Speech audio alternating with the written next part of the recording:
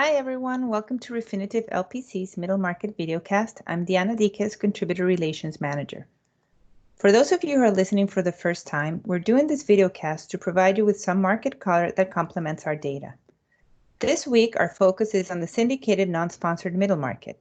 Today, I will take you through some second quarter stats and also provide you with some interesting insight that I've gained from talking to bankers that focus on this space.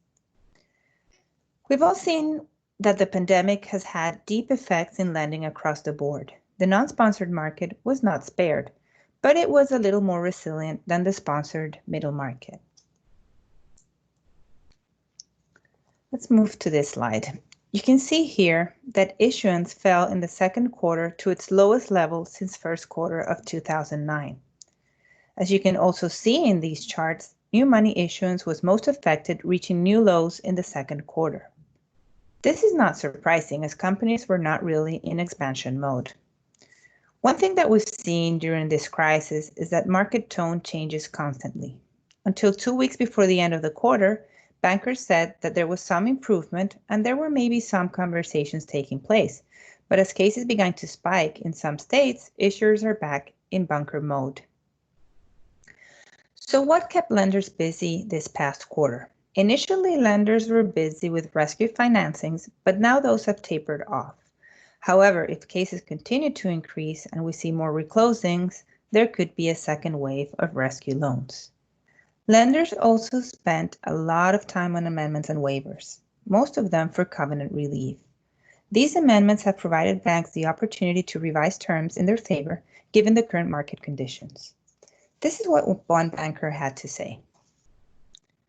Banks are now looking at loans on a standalone basis, not like before when we used to do the deal because there was always something else like wealth management coming our way.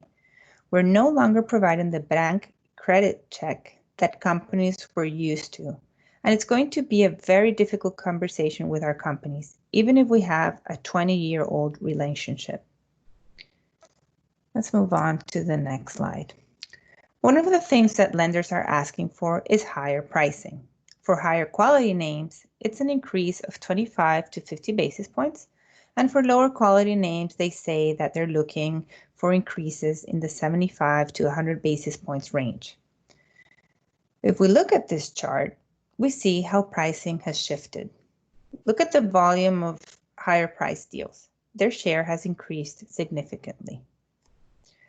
However, while banks are asking for increased pricing, what they can obtain varies from client to client. And in the very clubby smaller middle market space, it's harder to get these asks to materialize. What really has become a priority for banks are LIBOR floors. That's no shock. I mean, look at LIBOR where it's now. I saw it this morning and it was 0.27% for the 3-month LIBOR. Bankers said that there has been a lot of discipline on this front, and deals are getting done with floors that range between 0.5% and 1%. Let's move on to the next slide. And you can see here that another change that has taken place are shorter tenors. Take a look at the chart. The average non-sponsored tenor has declined across all deal sizes to levels not seen in 10 years. Bankers said that there's no longer a 5-year market, and at the most, they're seeing maybe 3 years. And here you can see how the share of revolvers declined in the second quarter. Look at the last column. In the second quarter, revolvers contributed 60% to the total non-sponsored volume. This is their lowest share in almost 4 years. Banks are being very careful with their capital and are right-sizing revolvers. The optimization of capital, as one bank calls this, has also led to smaller hold levels.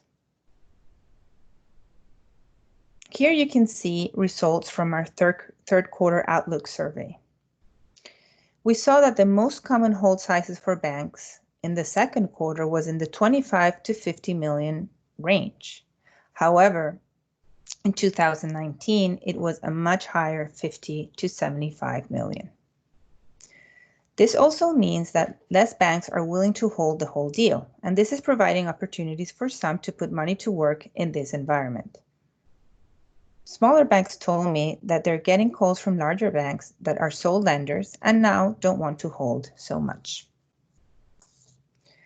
With terms moving in bankers' favors, companies will not tap the market unless they really need to, so activity will be limited for the remainder of the year. All the bankers that I talked to agreed on this. However, when we talked about the economy or the business environment and company results, that was much harder to predict.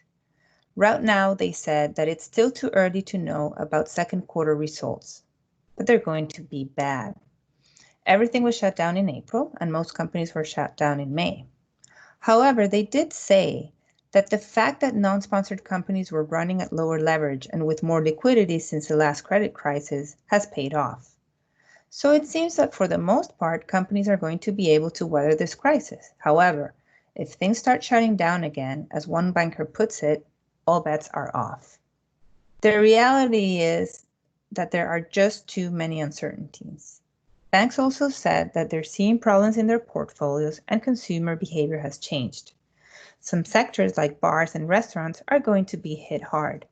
For more information on this market, please take a look at the full Middle Market Weekly Report. Also, here is the information for our 2020 Large Corporate and Middle Market Loan Conference webcast that will take place on September 15 and 16. Thanks everybody for listening in, and please stay safe.